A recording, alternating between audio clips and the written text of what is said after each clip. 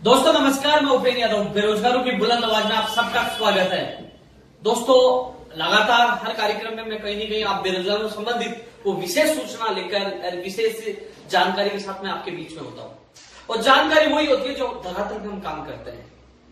Social media पर काफी लोग हवाई फायर करते हैं बैठे बैठे, ये हो जाएगा वो हो जाएगा, लेकिन राजस्थान बेरोजगार एकीकृत महासंघ एक ऐसा संगठन है जो धरातल पे काम करता है।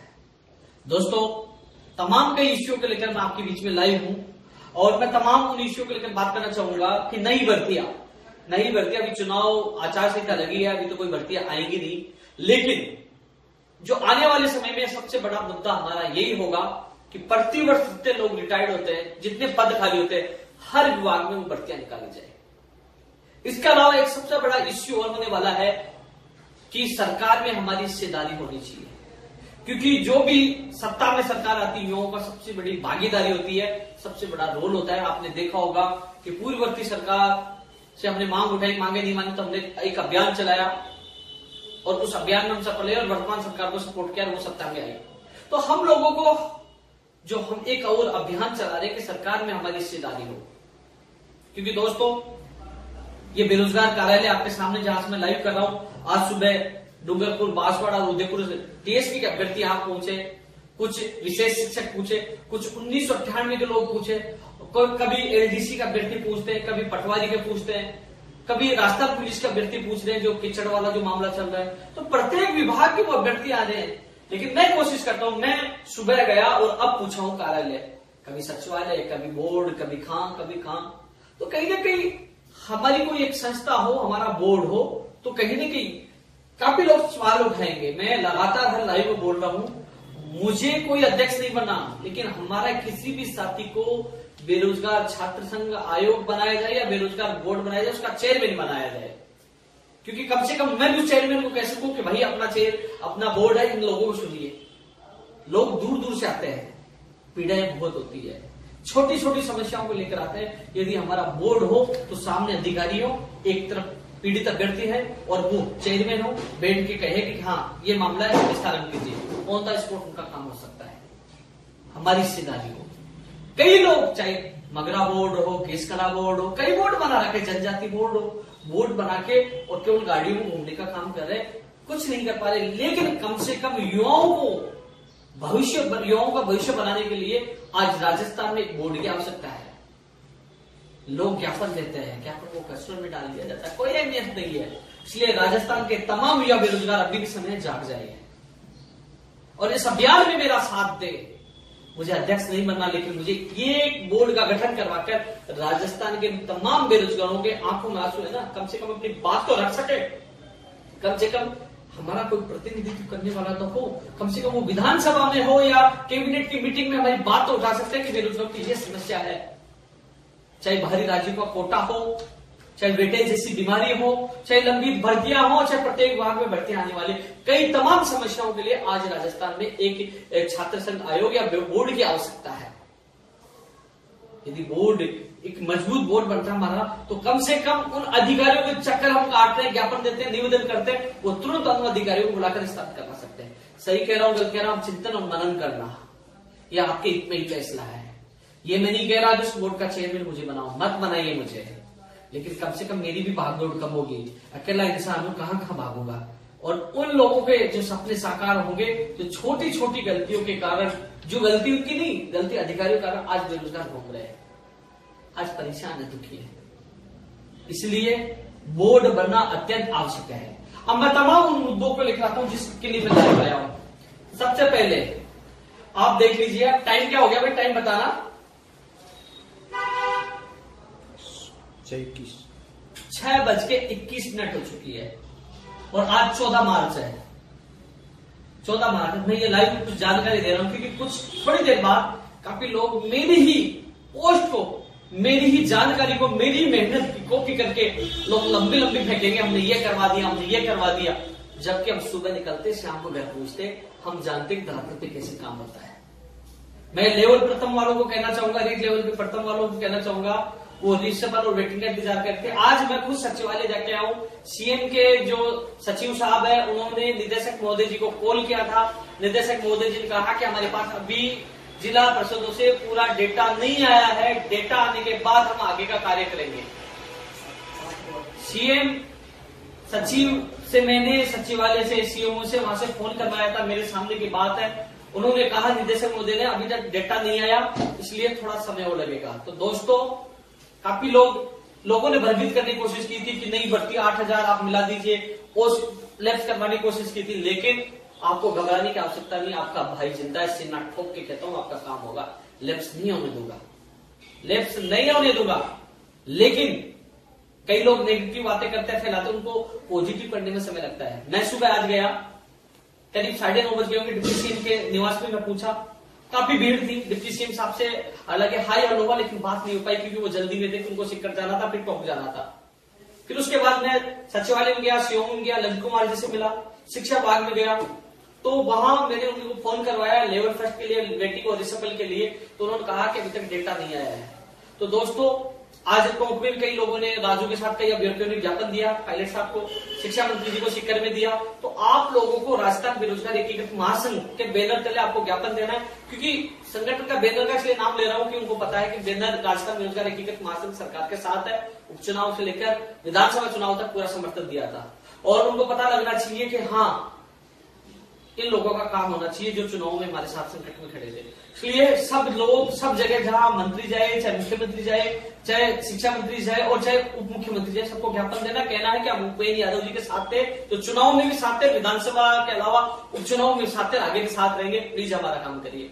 आपको एहसास भी कराना और अपनी बात भी रखनी है और सब जगह ज्ञापन देना है। इधर मैं भी प्रेशर बना रहा हूं, मैं फिर कोशिश कर रहा हूं, क्योंकि कल बिजी थे, मैं कल फिर पायलट साहब के वहां जाऊंगा, फिर मैं कोशिश करूंगा। मैं भी प्रेशर बना रहा हूं, मैं भी कोशिश कर रहा हूं, आप भी कोशिश करें, क्योंकि दोस्तों अपन मान लीजिए यहां से फोन बार बार जाएंगे तो बीकानेर निदेशालय जिला परिषदों को पाबंद करके जल्द से जल्द डेटा मंगवाएंगे और उसके बाद अपना प्रोसेस स्टार्ट होगा। और प्रोसेस स्टार्ट होगा, वेटिंग और रिसेबल आएगा, आपके चेहरों पे खुशी आएंगी। लेकिन ये जरूर है कि आपकी वेटिंग और रिसेबल के पदों को लैप्स नहीं होने दूंगा, ये मेरा आपसे वादा है। थोड़ा समय लग सकता है, लेकिन आपके चेहरों पे खुशी आएंगी। जो सबसे बड़ा संकट सुप्रीम कोर्ट में आया था उसको टल गया है, आपको घबराने की आवश्यकता है, रिव्यू में कुछ नहीं होगा। लेकिन आप ये ना सोचे कि मैं चुपचाप बैठा हूं तो आपके लिए नहीं सोच रहा, मुझे सब पता है।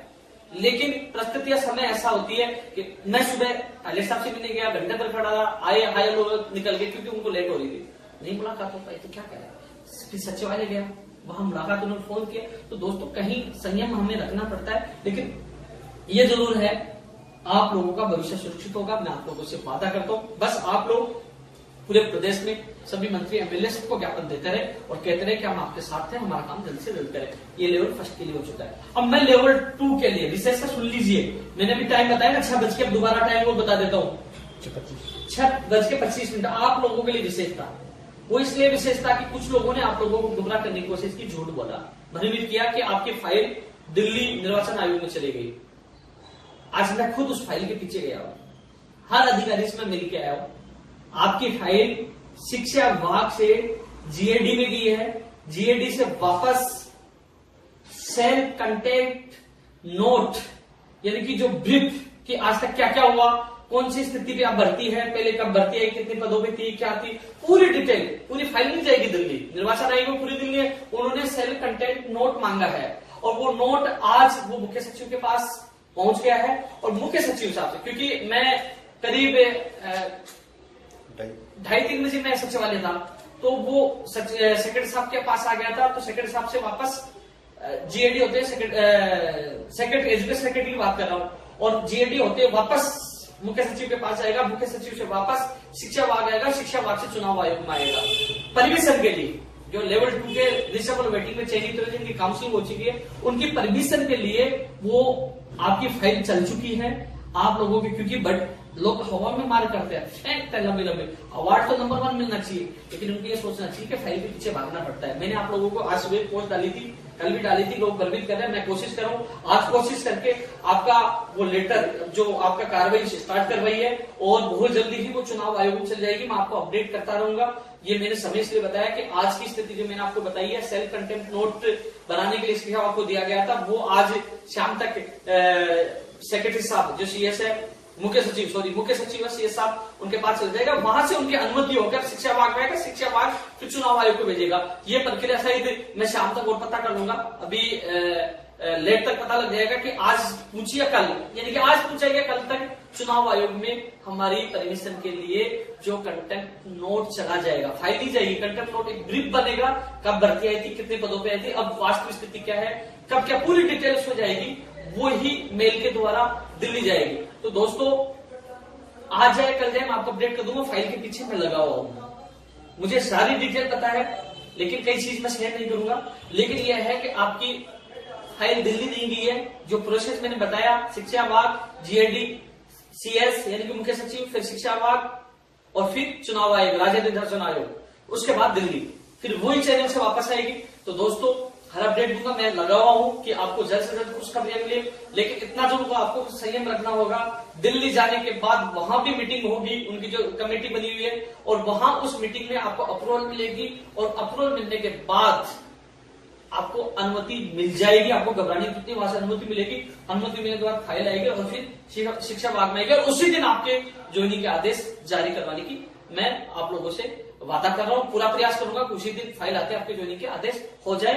ये आपका प्रोसीजर, मैं फाइल के पीछे पड़ा हूं और आपको हर अपडेट में देता रहूंगा, और आपका जल्द ही काम होगा, ये मेरा प्रयास है। इसके अलावा दोस्तों एक चीज और बता दूं, मैं भी अधीनस्थ बोर्ड के चेयरमैन से मैं मिलकर आया था पहले, तो वो जो कंप्यूटर एलडीसी भर्ती 2018 की टाइपिंग के लिए उन्होंने कहा कि हमने कार्यक्रम में भी पैटर्न के बारे में लेटर लिखा है, और आरपीएससी को जो आरपीएससी 2013 में कंप्यूटर से जो उन्होंने टाइपिंग करवाई थी, हम भी चाहते कंप्यूटर के माध्यम से इनकी टाइपिंग हो।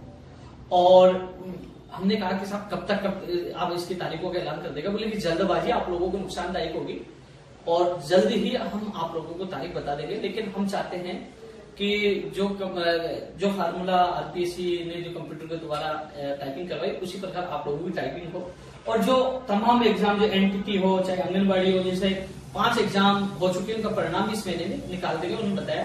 और WIT वैकेंसी के लिए कहा कि हमने उसी विभाग को वापस भेज दिया है कि उसमें जो विवाद चल रहा है, परीक्षा की मेरिट किस आधार पर बनाई जाए, या वो लोग उन नियमों में परिवर्तन करते हैं, सेवा नियमों में परिवर्तन करके वापस भेजते हैं, या फिर वो अलग अलग डिपार्ट में एग्जाम करवाते हैं, वो उस विभाग का कार्य है। और विभाग किस प्रकार कहते हैं, तो कुल मिलाकर यही है कि जो भी तमाम नई भर्तियां हैं वो लोकसभा चुनाव के बाद ही आएंगी। राजस्थान पुलिस भर्ती का विज्ञापन भी राजस्थान पुलिस चुनाव आयोग के बाद, जो लोकसभा चुनाव के बाद ही होगा। इसके अलावा रीट की मैंने आपको संभावना बताई थी, इसके अलावा सेकंड ग्रेड हेडमास्टर एसआई की डिटेल मैं जब आरपीएससी जाके आया था आपको पूरी डिटेल बता दी थी। इंतजार आपको करना होगा, जो गाइडलाइन हमें आरपीएससी के अधिकारियों ने दी थी उसका आपको इंतजार करना होगा।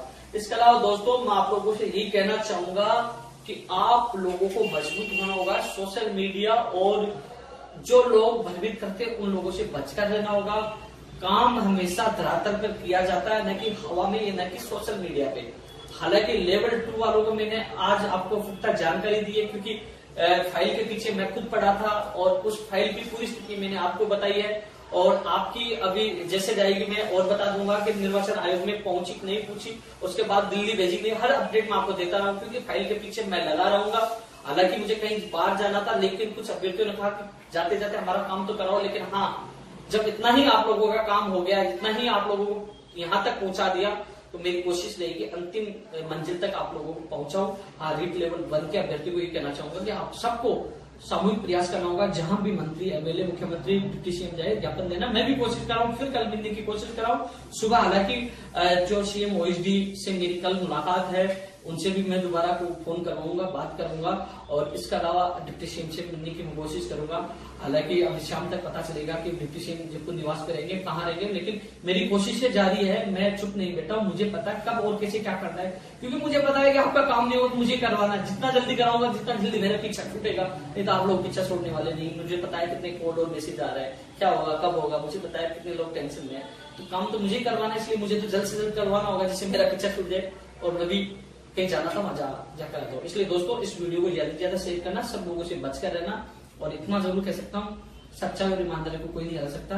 आप लोगों का प्यार इसलिए मेरे साथ है, क्योंकि आप लोगों का प्यार, इसलिए आप मुझे मान सम्मान देते हो, विश्वास करते हो, इसीलिए मैं आप लोगों के लिए सुबह से शाम तक बांटता रहता हूँ, और कोशिश करता हूँ कि आपके चेहरों पे खुशी आए, क्योंकि आपके चेहरों पे खुशी आएंगी तो आपके माता पिता और सब पूरे परिवार के चेहरों पे खुशी आएंगी। इसलिए मेरा जितना सहयोग होगा, जितना मैं कर सकूंगा उतना मैं करूंगा और आप लोगों से किया वादा भी पूरा करूंगा। क्योंकि दोस्तों इस दुनिया में इतना ही कह सकता हूँ, जो दूसरे का अच्छा करता भगवान उसका अच्छा करता है, इसी नीति पे मैं चलता हूँ और जल्दी ही आपकी खुशखबरी मिलेगी। लेकिन इस अभियान में आपको साथ देना होगा। जो मैंने एक सरकार में हिस्सेदारी का मामला हो, चाहे आपको ज्ञापन देने का मामला हो, साथ मिलकर लड़ना होगा, पूरा सहयोग करना होगा। और सभी से निवेदन है इस वीडियो को ज्यादा से ज्यादा शेयर करें और ज्ञापन वाला अभियान चालू रखें। धन्यवाद। जय हिंद, जय भारत।